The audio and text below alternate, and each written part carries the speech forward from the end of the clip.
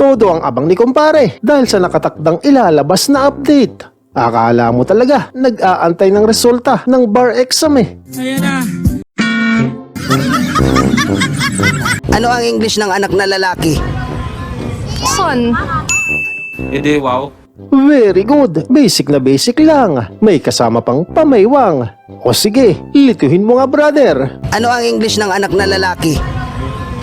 Son. Anong spelling ng araw? S-U-N. Final answer? Yes. Ano ulit? S-U-N. Final answer? Ano? Ito naman si kuya, matagal na ngang namayapa. Gusto pa ibalik talaga. Ano ang huling sinabi ni Rizal bago siya binaril? I shall return. Outpick check muna kay tropa na bali-balita bago ang shoes niya.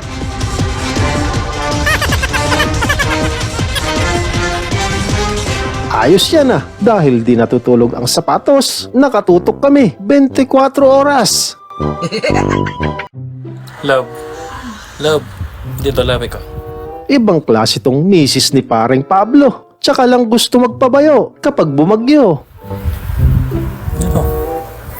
Kahit hindi na ba umuulan, pagbibigyan mo pa ako. Hindi manahimik ka. Hanggat walang bagyo, walang isa.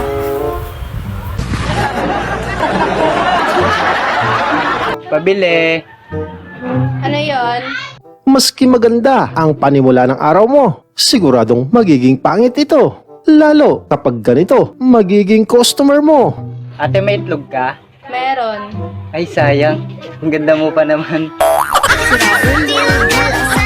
Kung gusto mo pa manood kaibigan ng pampaganang mga video katulad nito, ipagpatuloy mo lang ang pagtutok dito. Pero bago yan, maaari lamang na pakipindot ang subscribe at like button. Isama mo na din ang bell icon nang sa gayon magkaroon tayo ng koneksyon. At syempre ang video na to ay pwede mo ding i-share. Pakifollow na din ang aking FB page. So without further ado, let's continue!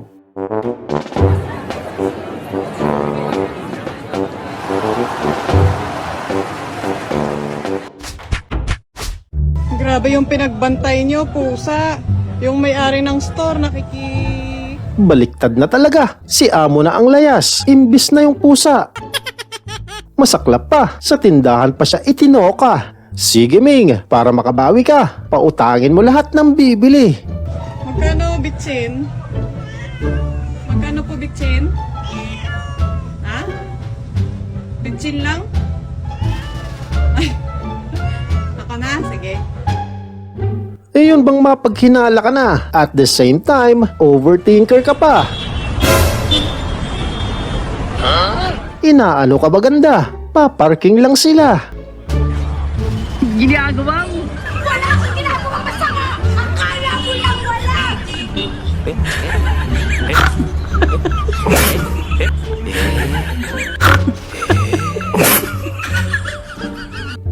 Ayos yan brother. At least di ka na maiinitan. Dinala mo na ata yung ventilador nyo sa bahay.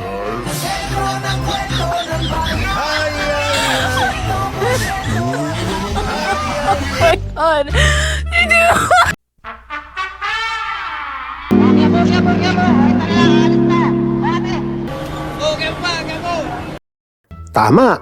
Tama yan pare. Para makaiwas aksidente. Madami na kaya ang nadali. Kaya wag mag-drive kung nakainom. Mabuti pang maglakad na lang pauwi.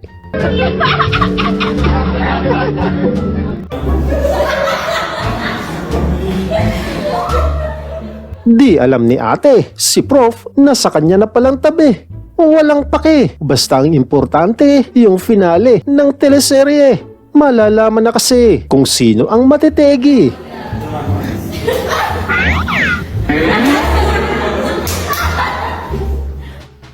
Mas walang pake itong si Pogi. Maski present si Prof, abay patuloy pa din ang diskarte. Gusto mo umaya ng 45? Ginagawa mo? Parang may kamukha ka. Mukha kang tanga. Diskarte pa kamo. Well, basic lang yan dito kay tropang acro. Acro, short for acrobatics. Di bali nang mabasa ang kamay, huwag lang ang sapatos. Yun naman ang mas importante, di po ba? Yung makaiwas sa alipunga. Masyado na akong malakas para sa mundo ng mga tao. Iwas to the max naman tong si Ganda dahil takot sa mga usa. Lapitin pa naman daw siya.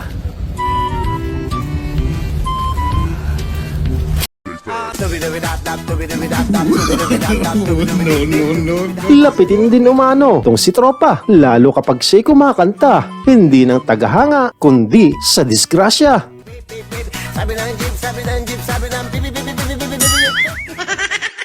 Ganyan ang laging nangyayari sa kanya, pinapalakpakan, hindi dahil sa paghanga, kundi dahil sa kakatawa. Tulog ba ikaw mo? Iyan ang kanyang paborito, lalo kapag bibiyahe ng malayo. Oy, oy, oy, oy! Pati higa ka dyan! Masada ako, hindi higa ka dyan. Ano yung bahay? Goods na goods, at si Manong walang reklamo. Paano? E bayad na niya yung pwesto. Magbabayad naman ako ah! Kung ilan ang dito di bayaran ko? Abay tamang-tama, dahil matumal pa naman ang pasada. Babayaran mo ko ah! Oo, gisingin mo ako pag ano! May mo, pera lang yun eh, pera ako! Oh, Manong, ilarga mo na. Dahan-dahan lang sa kurbada. Baka paggising yan, burado na ang mukha.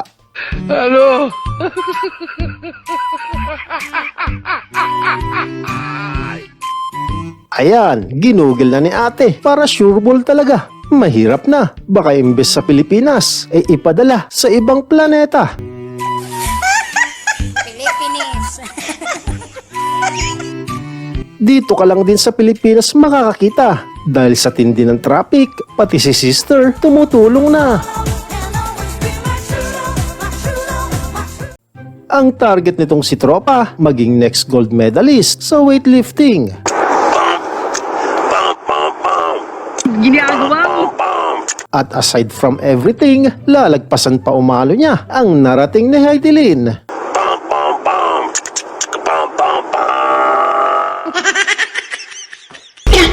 Kaya kita naman, solid ang ginagawang training. Halos maglagasan ang mga nabubulok ng ngipin.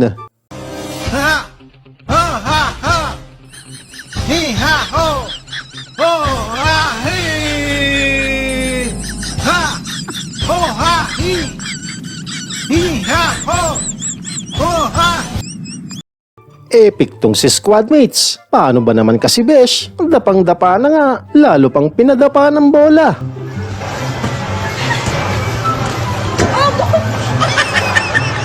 Are you ready? Million fans around the world! Muntikan na magsabay-sabay ah. Ah, basta ang importante, ginastusan ng costume. Iyon ang mahalaga. I said earlier, excuse me, no, excuse Ma'am, me. excuse me kasi... No, excuse me. Mas tinalo pa ng mga to, yung kaninang sumayaw. Abay maski edad, ilang siglo na. Pero kita nyo naman kung humataw. Hindi ko gustong tabas ng dila mo. Ang liliksi pa nga ng mga galaw, para bagang mga hipon na kinikilaw. Dinaig pa nga mga Gen Z, lalo na tong sinanay, nakakainom lang ng vitamin C. At take note ha, kung ang bini daw may blooms, sila na may meron din. Pwede nga. Ang tawag, beneficiaries. Wow naman! Wow!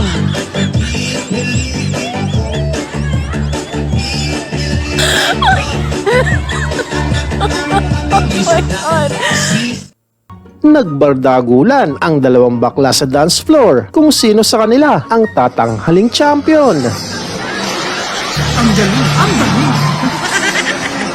Ayan, wagas ang palitan nila ng moves. Bawat pitik, akala mo, mga gutom na manok. Kumbaga, parang pinagsasabong. Ikaw na bahala pumusta kung sa wala o sa meron. Siya nga pala, ang main highlight ng show, yung dala nilang panabong.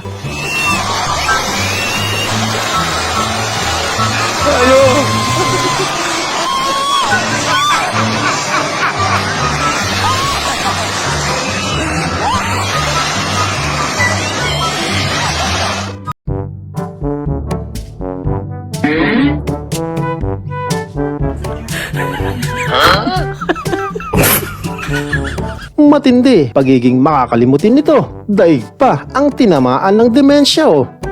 Your Honor, hindi ko pa lang po siya masyado maalala po ngayon. Kakahawak lang pero di na alam kung nasan ito.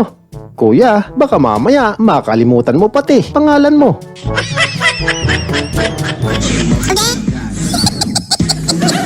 Dami talagang takaw eksena, tulad na lang itong tatlong dalaga. Tatawid lang ang kalsada, hahataw pa talaga.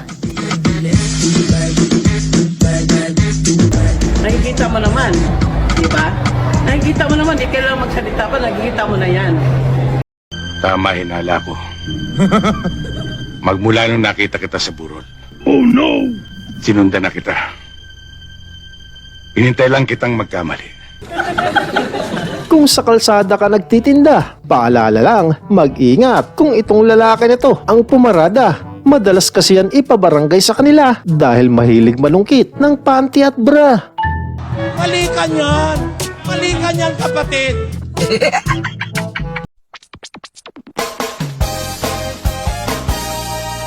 Walang rumaragas ang sasakyan sa nagbabagang chismisan. Di alintanan nila manang ang kamatayan. Basta mainit na chika, masagap lang. Okay ka lang? 11 senyales bago pumanaw ang isang tao.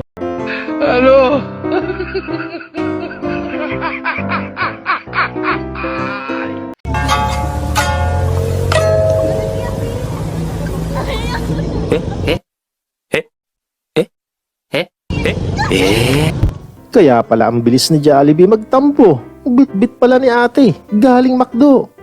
Barabapapa. Sabi nila, magmahal ka ng supot, siguradong hindi ka lolokohin yan. Sa lahat ng supot. Sa lahat ng mga bebot, para sa inyo to, baka meron kayong mapulot. Dahil ayaw nilang mabuko, ang lihim nilang nakabalot. Kapag may 10 akong anak sa una kong asawa at 7 sa pangalawa at 2 sa pangatlo, meron akong... Sigurado may kapupulutan din kayo dito, hindi kay teacher, kundi sa naging sagot ni Totoy. Kapag may 10 akong anak sa una kong asawa at 7 sa pangalawa at 2 sa pangatlo, meron akong... Kalandian, ma. Excuse me ma'am, magkano po yung tayo? Sige po, mga halagang 30. Marami na po yun. What? Ay, ano po yun? Tayo. Tayo po. Kung magkano po ang tayo dito. Grabe tong si kuya, ang bantot kong makatanong. Pwede bang lambutan mo naman ang question? Pwede bang pakawalan mo na kung ano iyong pinupunto? Ano po kasi ako, scientist ako. Hindi. Kilala kong kaliskis mo, oy. CR lang po to, sir. Kahit konti lang po, kahit tig 10. Kasi ano po para yun sa pag-aaral ko. Mag-astronaut po kasi ako. Kaya pala walang nagbubukas ng pinto. Busy pala si madam sa mga parokyano. Madam, extra rice pa nga dito. Huwag kang magpahinga! Magtrabaho ka! No, sir. Yung dikit-dikit na yung pisngi. Parang nangangamoy hiwalayan agad ah. Sabi ka na dikit. Wala ka eh. Bagong kasal ka palang tropa. Gusto nang umisa sa iba. Okay, thank you. Wag. At natuluyan na nga dahil 1 buwan lang huli na kaagad. May inaangkas na iba. Buti na lang tropa, inabutan motor mo. Kundi, nako, putol ang pututoy mo. Yes sir, wait lang sir ha. Check ko muna sir.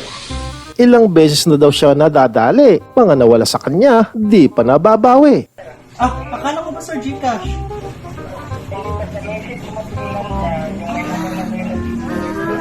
Nandito sir. Nandito sir. Kaya ayan, para makabawi sa scammer, ganito ang igaganti ni brother. Need po ba ito na makuha mo? Sige sir. Wait sir ha. Ito po yung number sir.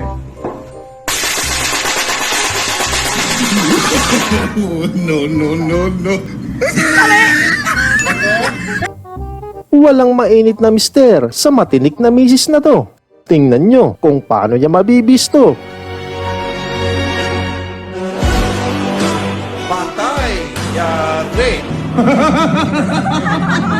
Sir, pwede pong magtanong, bakit po 76 yung grade ko? Ha? 76 ba? Opo, sir. Dali lang, tingnan ko sa ano. Eto talagang si classmate, masyadong mareklamo. Mabuti sana kung matalino. Wala, nagkamali ako. 67 dapat yan. Pre, okay na pala yung 76, sir.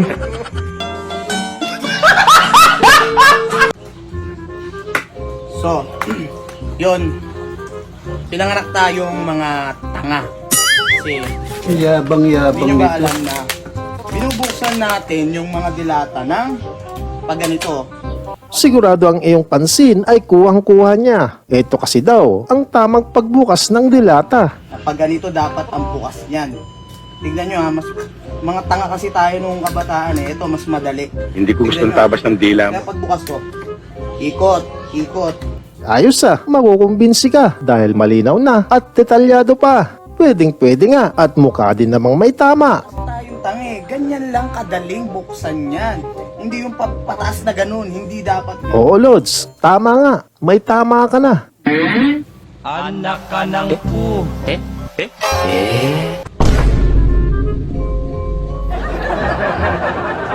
Gulat ka, no?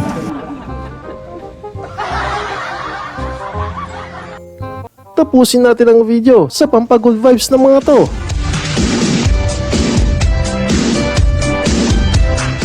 Abay kung classroom nyo ganito, I'm sure gaganahan ka ng husto. Wow naman! Wow! Wow! Ayan mga kaibigan, ang mga makukulit at pantanggal umay na mga video. Naway kayo ay naaliw at naibsan kahit paano ang nararamdamang lumbay. Maraming salamat sa walang sawa niyong pagsubaybay at hanggang sa susunod muli nating pag-uugnay.